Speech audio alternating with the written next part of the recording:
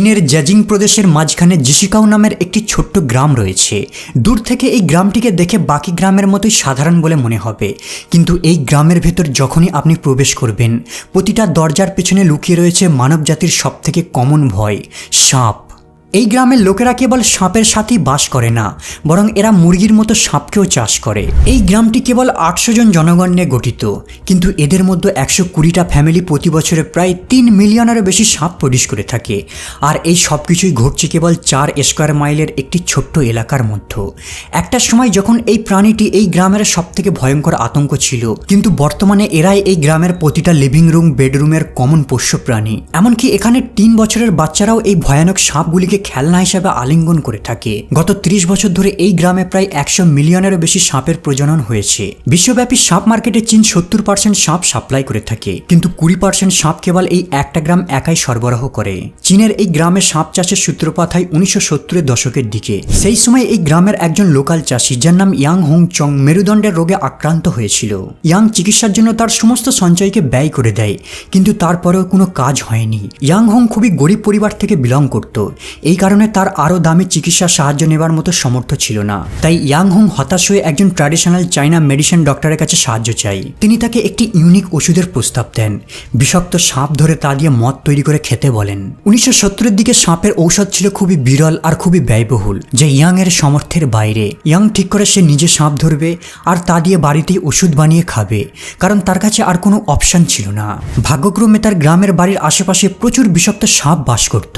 Young এই সাপগুলিকে ধরে এর সাহায্যে মেডিসিন বানিয়ে নিয়মিত খেতে থাকে, আর আশ্চর্যজনকভাবে সে উপলব্ধি করতে পারে যে তার রোগ ধীরে ধীরে কমে আসছে। কিন্তু ধারাবাহিকভাবে 3 বছর ধরে সাপ ধরার প্র্যাকটিসের মধ্য দিয়ে ইয়ং সাপ ধরাতে দক্ষ হয়ে ওঠে, আর এই সাপগুলিকে লোকাল ব্যবসাদারদের কাছে বিক্রয় করে দিত। সেই সময় চীনে বিষাক্ত সাপের অনেক ডিমান্ড ছিল, তাই সে এই সাপগুলিকে অনেক চড়া মূল্যে বিক্রয় করত, যা তার রেগুলার আয়ের থেকে কয়েকশো গুণ বেশি। কিন্তু কন্টিনিউ সাপ ধরতে থাকার কারণে একটা সময় ওই গ্রামে সাপের সংখ্যার পতন দেখা দেয়। সাপ না খুঁজে পায়, ইয়াং খুব চিন্তিত হয়ে পড়ে। কিন্তু একদিন হঠাৎ তার মাথায় একটা দারুণ আইডিয়া আসে। সে ঠিক করে এদের প্রজনন ঘটিয়ে সাপের চাষ করবে। 1985 সালে নিজের গ্রামের বাড়িতে সাপের ফার্ম খোলার জন্য তার সমস্ত সেভিংকে ইনভেস্ট করে দেয়। শুরুর দিকে সে আর্থিক বিপর্যয়ের সম্মুখীন হয়, কিন্তু সে ধীরে ধীরে তার ভুল থেকে শিক্ষা পেয়ে তা শুধরে নিত, আর খুব দ্রুত সে সাকসেসও হয়ে যায়। ইয়াং প্রথমের দিকে একটি মাত্র প্রজাতির সাপ নিয়ে ফার্মিং করত, কিন্তু ধীরে ধীরে সাপেদের প্রজাতির সংখ্যা বাড়াতে শুরু করে, আর সে অনেকগুলি ফার্ম খোলে যেখানে সে বিভিন্ন প্রজাতির বিষাক্ত সাপেদের চাষ করত। উষ্ণ আর্দ্র জলবায়ু আর প্রচুর বৃষ্টিপাতের কারণে এই জায়গাটি সাপেদের প্রজননের জন্য একটি পারফেক্ট এলাকা ছিল। ইয়াং এর লাভজনক ব্যবসা দেখা দেখি আশেপাশের গ্রামবাসীরাও এই সাপ চাষের ব্যবসায় নেমে পড়ে, আর এভাবে ধীরে ধীরে সাপ চাষের কম্পিটিশন বাড়তে থাকে। বর্তমানে চীনের এই জেজিং প্রদেশে অসংখ্য গ্রাম রয়েছে যারা সাপের চাষ করে। কিছু ফার্মার এখানে রেস্টুরেন্টের স্পেশাল ডিশের জন্য সাপ চাষ করে, অনেকে সাপের মদ তৈরি করার জন্য সাপের চাষ করে। আবার ইয়াং এর মতো অনেক ফার্মার রয়েছে যারা ট্র্যাডিশনাল ওষুধ শিল্পের জন্য সাপের চাষ করে থাকে। একটা সময় ছিল যখন এই গ্রামের লোকেরা সামান্য অর্থ উপার্জনের জন্য লড়াই করত, কিন্তু বর্তমানে ইয়াং এর এই বিজনেস মডেলের জন্য তারা প্রতি বছরে হাজার হাজার ডলার উপার্জন করে থাকে। তার এই ইউনিক আইডিয়াটির কারণেই এই গ্রামটি বর্তমানে চীনের শীর্ষ সাপের কেন্দ্রে পরিণত হয়। বেশিরভাগ চাষ করা সাপগুলিকে মেডিসিন ফ্যাক্টরিতে ডেলিভার করা হয়, যেখানে সাপের লিভার আর পিত্তকোষের সাহায্যে ঔষধ তৈরি করা হয়। এছাড়াও এই গ্রামে সাপের চাষ হয় বিশ্বের বিভিন্ন দেশে এক্সপোর্ট করার জন্য, যেমন আমেরিকা, জাপান, সাউথ কোরিয়া। আর এদের স্কিনগুলিকে ফ্রান্স, ইটালিতে এক্সপোর্ট করা হয় লাক্সারি ব্র্যান্ডেড প্রোডাক্ট বানানোর জন্য। স্নেক ফার্মিং এর এই লাভজনক ব্যবসা দেখে এখানের অসংখ্য চাষিরা তাদের সবজির জমিতেই পার্মানেন্ট সাপ চাষ শুরু করে দেয়, আর তারা প্রতি মাসে প্রায় 1 লক্ষ ইউয়ান অর্থ উপার্জন করে থাকে। সাপ চাষ একটি লাভদায়ক ব্যবসা হওয়ার মূল কারণ হলো এর কোনো অংশই অপচয় হয় না, এর প্রতিটা পাটকেই বিক্রয় করা যায়। সাপের সবথেকে মূল্যবান পাট হলো এদের বিষ। এদের বিষের প্রতি গ্রামের মূল্য প্রায় 450 থেকে 750 ডলার।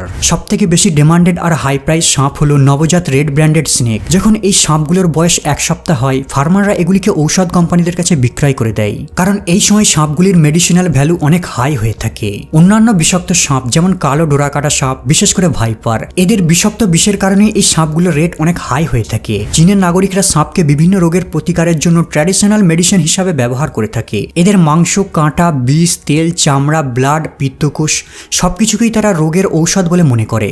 সাপের তেলকে তারা ত্বকের সমস্যা আর পোড়ার জন্য ব্যবহার করে থাকে। সাপের ওয়াইনকে তারা মনে করে সেই সব রোগকে আরোগ্য করতে পারে, যা এমনকি মডার্ন মেডিসিনও পারে না। না। আমরা ইয়াং এর কেসে এটা দেখেছি, তার রোগের বিরুদ্ধে এটা কার্যকর প্রমাণিত হয়েছে, যা তাকে সাপ চাষ করতে মোটিভেট করেছিল।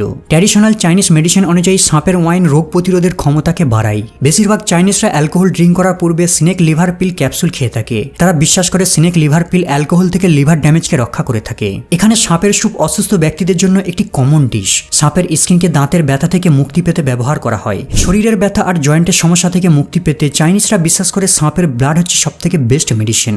সাপের হাড়কে যক্ষা রোগ আর দুর্বলতা সাহায্যকারী মেডিসিন হিসেবে ব্যবহার করা হয়।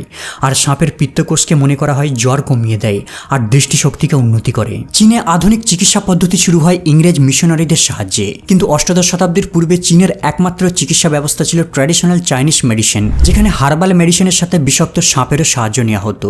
বর্তমানেও চীনে এই ট্র্যাডিশনাল চিকিৎসার পদ্ধতি খুবই জনপ্রিয়। এমনকি চীনের মূল ভূখণ্ড হংকংয়ে 65% বয়োজ্যেষ্ঠ ব্যক্তিরা রোগের প্রতিকার হিসেবে ট্র্যাডিশনাল চিকিৎসা পদ্ধতিতেই বিশ্বাস করে থাকে। শুধু তাই নয়, সমীক্ষায় দেখা গেছে জাপান, দক্ষিণ কোরিয়া, সিঙ্গাপুরেও প্রায় 50% মানুষ চীনের এই ট্র্যাডিশনাল চিকিৎসার সাহায্য নিয়ে থাকে। কিন্তু বন্ধুরা, সাপ চাষ যতটা লাভদায়ক ব্যবসা, তার থেকেও বেশি রয়েছে এই ব্যবসায় জীবনের ঝুঁকি। প্রতিটা মিনিট সাপের কামড়ের ভয় আর মানসিক যন্ত্রণা অপ্রতিরোধ্য।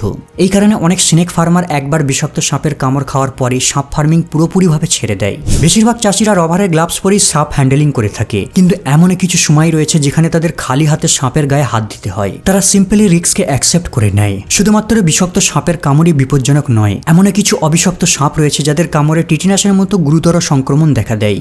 বেশিরভাগ স্নেক ফার্মার সাপের কামড় খাওয়ার পরে ইমিডিয়েটলি হসপিটালে ছোটে না। পরিবর্তে তারা নিজেরাই বিষ বের করার চেষ্টা করে, ক্ষত জায়গাটিকে ওয়াশ করে নেয় আর ট্র্যাডিশনাল মেডিসিনের সাহায্য নিয়ে থাকে।